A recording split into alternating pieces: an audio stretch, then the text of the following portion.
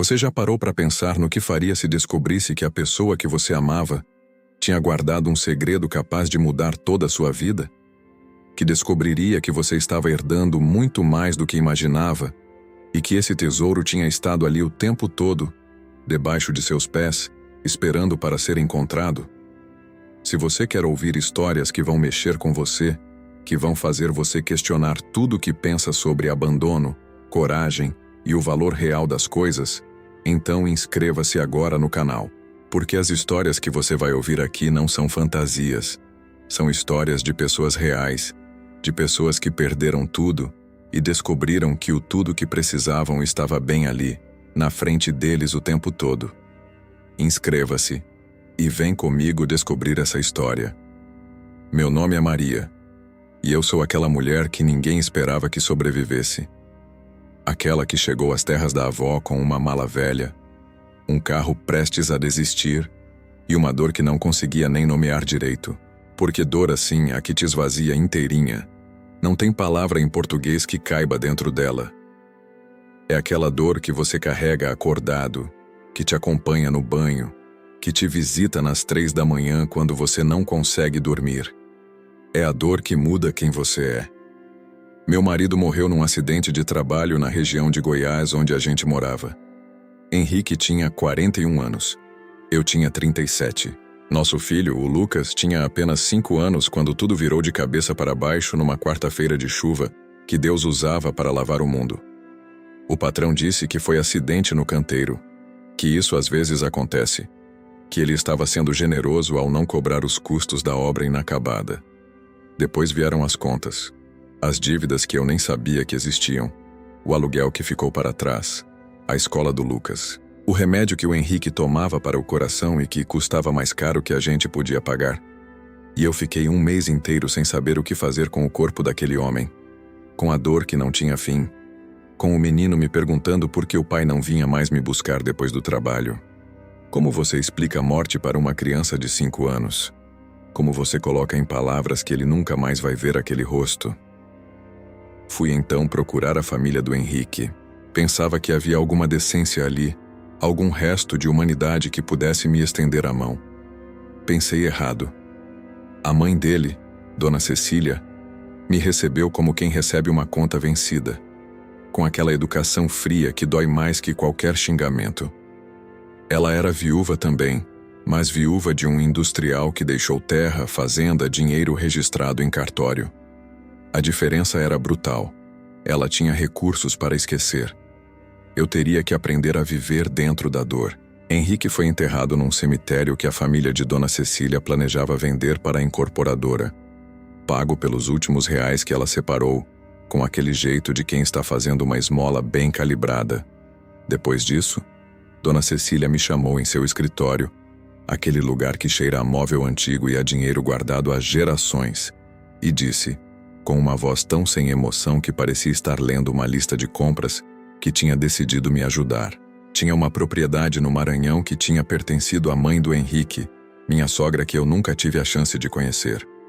Aquela propriedade estava abandonada fazia mais de 20 anos.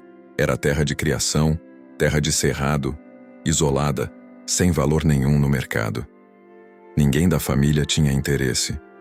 Era longe, era esquecida, era problema. Ela ia me dar. Assim mesmo. Como quem joga uma moeda num pote de esmola, esperando receber uma bênção. Aquela terra não tinha casarão, não tinha currais estruturados, não tinha gado de raça. Tinha apenas uma casa velha de adobe e barro, com um telhado que já estava pensando seriamente em desabar. Tinha um poço que funcionava ou não, dependendo da estação e da vontade de Deus. Tinha cerca que estava mais furada que inteira. Tinha apenas a vastidão do cerrado em volta, silencioso, indiferente, bonito de um jeito que assusta. Eu assinei aqueles papéis porque Henrique tinha deixado alguns reais escondidos embaixo do colchão, o suficiente para botar o Lucas na escola e pagar 3 meses de aluguel. Mas depois disso não havia mais depois. Não havia nada. Não havia perspectiva. Assinei porque precisava ter em algum lugar onde o Lucas pudesse respirar sem pedir licença para ninguém. Assinei porque dor é mais fácil de carregar quando a gente tem um chão que é nosso, mesmo que seja um chão que ninguém quer. Num domingo de maio, bem cedo, quando ainda estava escuro e o mundo inteiro parecia dormir, a gente saiu de Goiânia. Eu, o Lucas e os poucos pertences que cabiam na caminhonete velha que o Henrique tinha deixado. 2 colchões enrolados em corda, 3 malas de roupas que eram quase tudo que a gente tinha, panelas que a mãe me deu quando casei, uma imagem de Santo Antônio que a mãe do Henrique me dava todo ano no seu aniversário, e uma foto do Henrique numa moldura de alumínio barato. O Lucas dormiu boa parte da viagem. O braço dele encostado em mim, aquele peso quente de criança que descansa. E eu fiquei acordada, olhando para a estrada, para as cercas que iam passando, para aquele cerrado que ia ficando mais fechado conforme a gente se afastava da capital e de tudo que eu conhecia. A 140 quilômetros de estrada vermelha.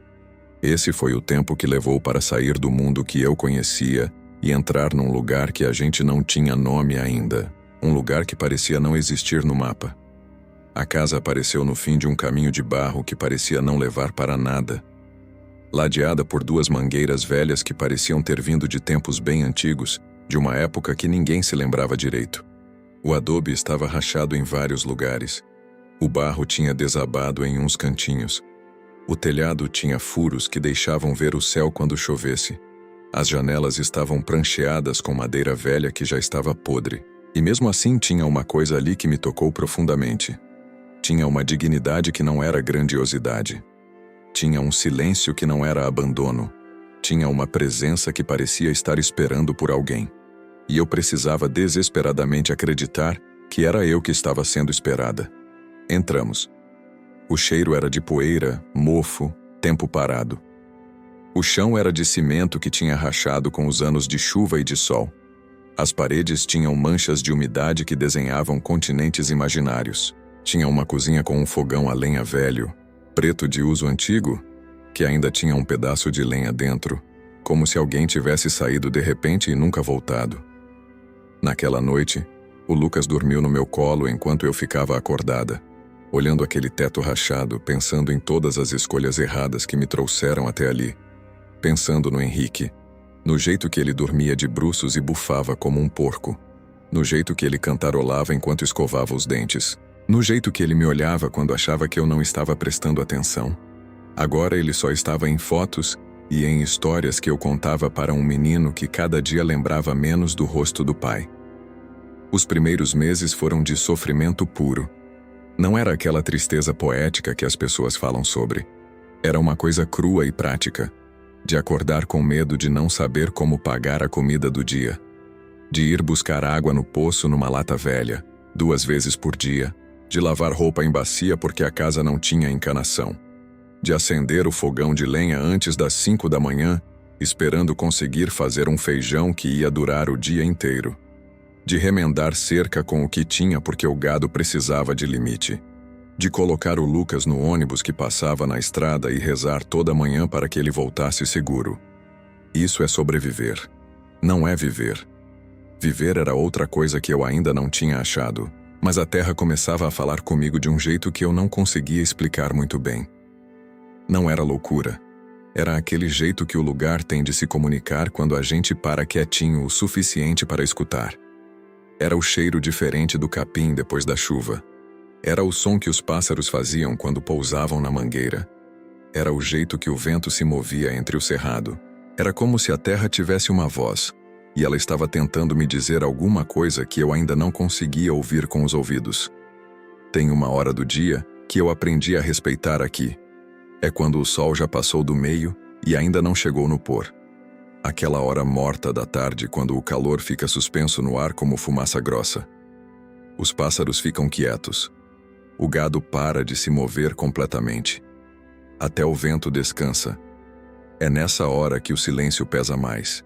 É nessa hora que você sente cada batida do seu coração. Eu descobri que conseguia trabalhar nos primeiros momentos do dia quando o ar ainda estava fresco e o corpo ainda tinha energia. E conseguia fazer as coisas mais importantes no final da tarde, quando o sol não era tão agressivo. No meio do dia, naquela hora pesada, Eu entrava em casa, bebia a água gelada do poço que a gente tinha aprendido a usar direitinho, sentava na soleira da porta com um chapéu de palha que tinha sido do avô do Lucas e ficava olhando, só olhando, sem pensar em nada de útil, deixando que aquela imensidão verde e vermelha ocupasse um espaço na minha cabeça que antes era só dor. E foi em uma dessas tardes que eu comecei a notar que tinha uma parte da propriedade que era diferente.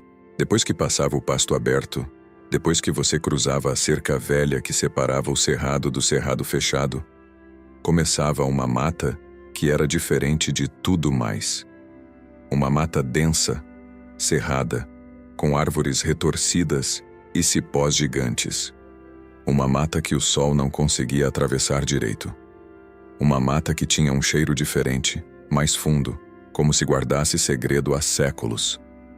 Eu tinha evitado aquela parte desde que cheguei. Não por medo, eu dizia para mim mesma. Por falta de tempo. Mas era mentira e eu sabia. Tinha alguma coisa naquela mata que me chamava. Num aperto no peito. Numa voz que eu não conseguia ouvir com os ouvidos, mas sentia na pele. Foi uma noite de julho que tudo mudou. O Lucas tinha vindo da escola com febre. Nada grave. A professora disse só cansaço e calor demais. Mas eu passei a noite em claro, do seu lado, colocando pano molhado na testa, murmurando rezas que minha mãe tinha me ensinado, aquelas rezas que a gente reza quando não tem mais nada a fazer a não ser esperar que a noite acabe. E enquanto ficava ali acordada, começou a chover. Não era chuva de primavera.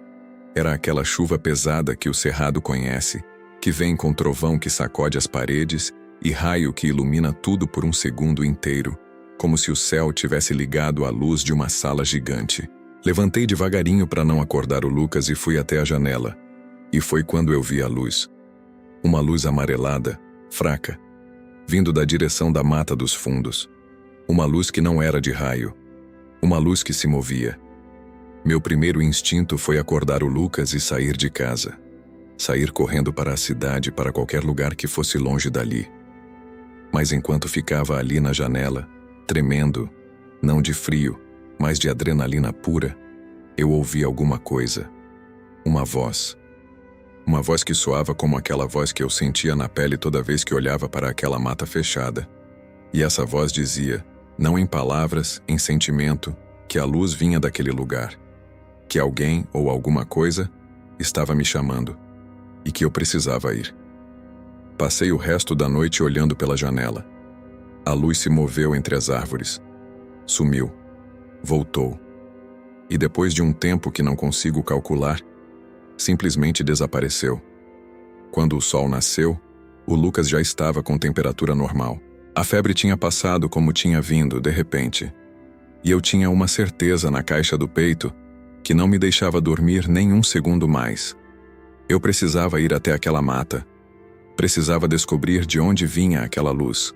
Precisava saber o que estava me chamando com uma voz que não era humana, mas era urgente. Passei o dia inteiro fingindo que era um dia normal. Dando café para o Lucas antes dele ir para a escola. Trabalhando na cerca do pasto que estava cada vez mais caindo aos pedaços. Tentando consertar a porta da cozinha que rangia de um jeito que perturbava as noites. Mas a verdade é que eu estava contando as horas para ele voltar, para ele comer, para ele dormir. Porque eu precisava de tempo sozinha para ir até aquela mata e descobrir o que meu corpo sabia que estava lá. Quando Lucas dormiu depois das 8 da noite, eu peguei um facão que o Henrique tinha deixado, uma lanterna velha, uma garrafa de água, e atravessei aquela propriedade que eu ainda não conhecia inteirinha. A noite estava clara, as estrelas estavam todas ali. E eu andava como quem está dentro de um sonho, como se meus pés soubessem aonde ir melhor do que meu corpo. Passei pela cerca que separava o cerrado do cerrado fechado. As árvores começaram a ficar mais altas, mais densas, mais próximas. O chão começou a ficar diferente. Havia raízes expostas. Havia umidade. Havia aquele cheiro que eu tinha sentido só pela distância, agora invadindo meu nariz, meus pulmões, meu corpo inteiro. Caminhei talvez 100 metros. O capim foi cedendo. O mato foi abrindo. E então eu vi. Não era uma casa. Era uma construção pequena de adobe e barro, como a minha, mas menor. Do tamanho de uma sala grande. O telhado estava parcialmente desabado. Havia uma porta de madeira pesada, escura de tempo, que estava entreaberta. E na frente, quase totalmente coberta pelo mato que cresceu ao redor, havia uma cruz de madeira fincada no chão. Fiquei parada naquele lugar por um tempo que não sei medir. Só olhando. Porque eu tinha achado algo. E simplesmente ao achar, tudo começava a fazer sentido. A avó do Henrique tinha deixado alguma coisa. Uma capelinha. Um lugar de oração. Um lugar de segredo. Entrei. A porta resistiu um segundo porque o tempo tinha grudado tudo junto. Depois cedeu com um rangido que ecoou no vazio daquele espaço. Dentro havia um altar simples de madeira. Uma imagem de Santa Bárbara que ainda tinha velas queimadas ao seu redor. 2 bancos de madeira rústica. E numa prateleira baixa ao lado do altar, algo que me fez parar de respirar. Uma caixa de madeira. Uma caixa do tamanho de uma caixa de sapato. Uma caixa que tinha um nome gravado na madeira em letras simples. Clarice. Para quem vier depois. Peguei a caixa. A madeira estava pesada, mais pesada do que deveria. Fui até a entrada da capelinha, onde a luz da lua chegava, e abri. Dentro havia cartas. Dezenas de cartas. Envelopes. E um diário. Um diário que começava com a data de 1982. Eu comecei a ler em pé, tremendo, com a lua iluminando aquelas palavras que pareciam ter vindo de um fantasma buscando desesperadamente para ser ouvido. As cartas eram de Clarice, a avó do Henrique, a mulher que ninguém na família falava, a mulher que tinha desaparecido da história quando ficou viúva e sem dinheiro. Clarice tinha deixado ali, guardado naquela caixa, a história inteira da propriedade, a história que ninguém conhecia, a história que a família tinha apagado. Clarice tinha sido uma mulher de propriedade. Tinha sido rica, em seus tempos. Tinha vindo de uma família de fazendeiros que tinha terra espalhada por toda a região. Aquela propriedade, o lugar onde eu estava agora, tinha sido herança direta dela, responsabilidade inteira dela. E dentro daquela terra, Clarice tinha descoberto algo que mudou tudo. Uma nascente. Água limpa que brotava debaixo do cerrado. Água que era rara naquela região. Água que valia ouro em um lugar onde o ouro era seco. Clarice tinha feito investimentos com essa água. Tinha trazido pessoas para fazer poços, para estruturar a propriedade. Tinha começado a criar um pequeno negócio de abastecimento. E tinha funcionado. Muito bem. Até que o marido morreu.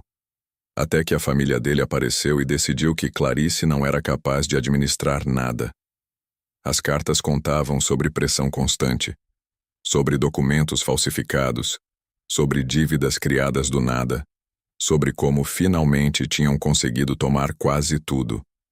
Tudo menos um pequeno pedaço de terra que Clarice tinha mantido secreto. Tudo menos aquela propriedade onde a nascente continuava brotando.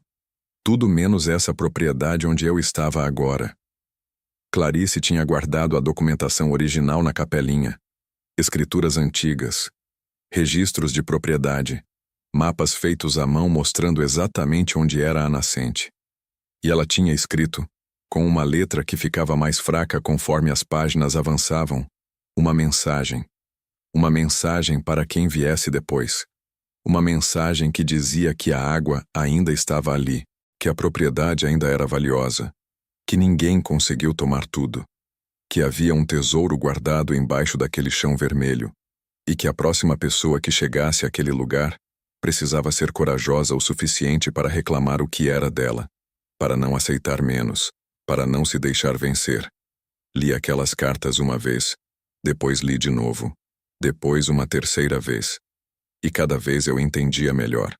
Cada vez a dor antiga de Clarice se misturava com minha dor de agora.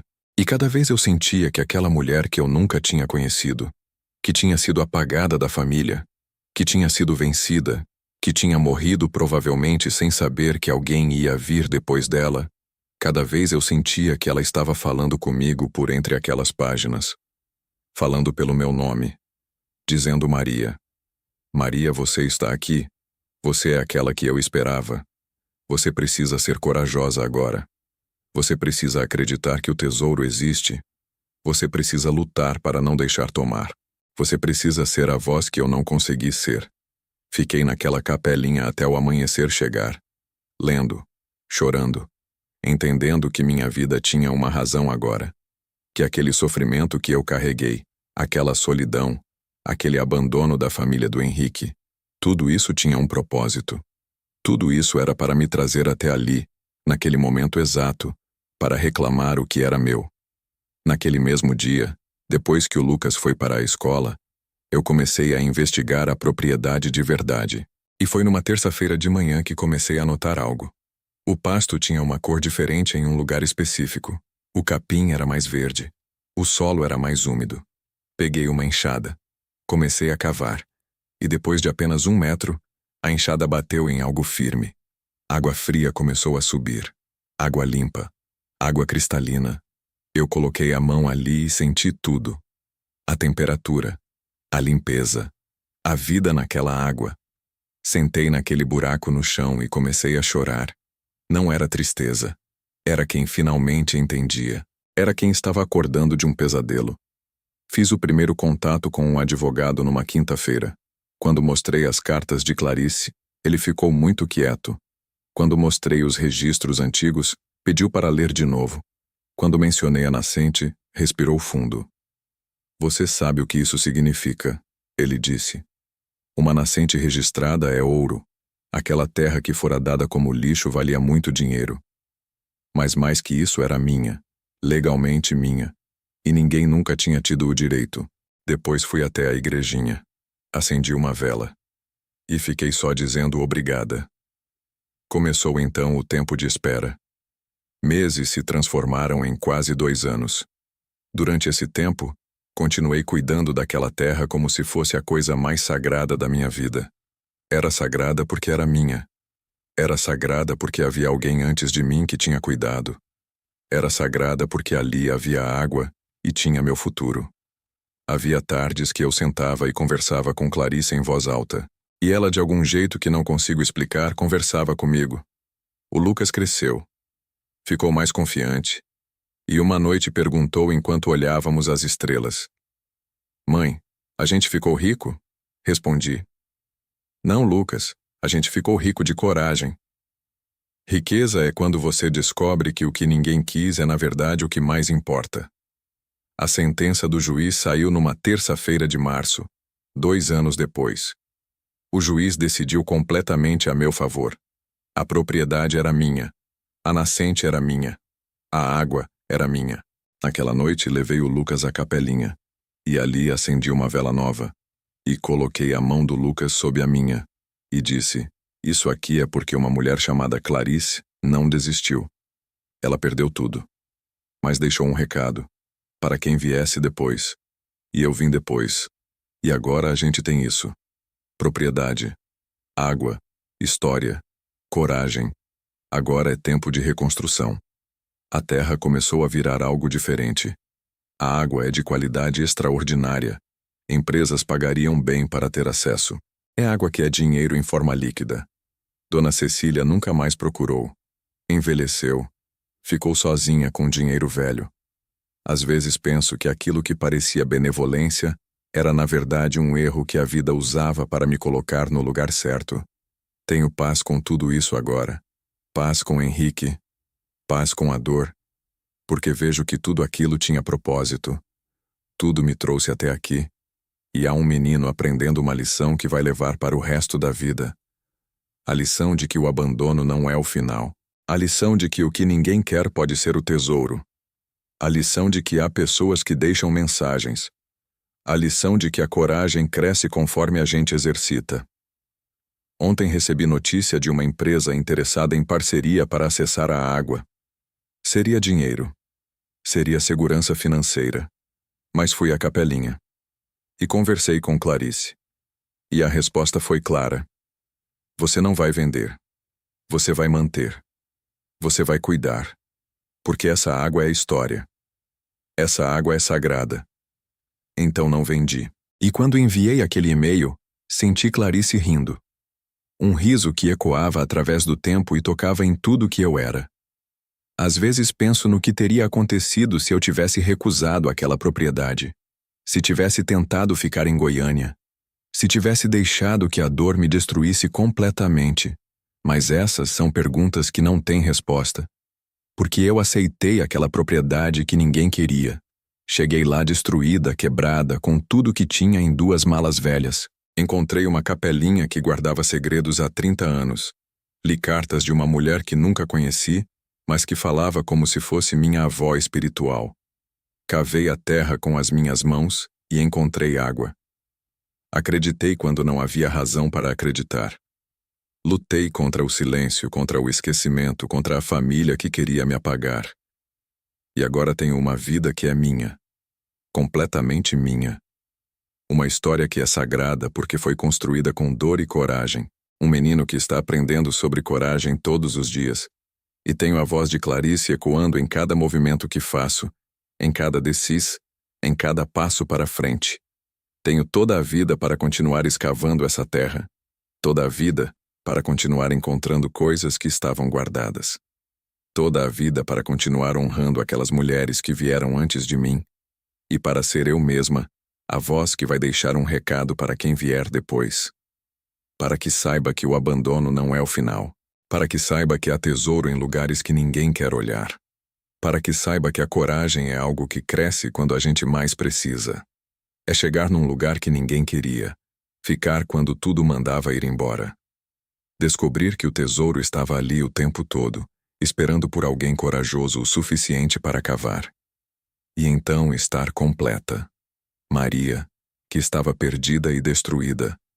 Maria, que encontrou a si mesma, através da terra vermelha e da água sagrada. Maria que agora conhece o valor infinito da água, da terra, do silêncio e da coragem. Maria que segue adiante. Inscreva-se no canal agora.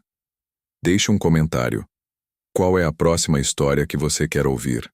Ative as notificações e não perca nada. Obrigado por estar aqui.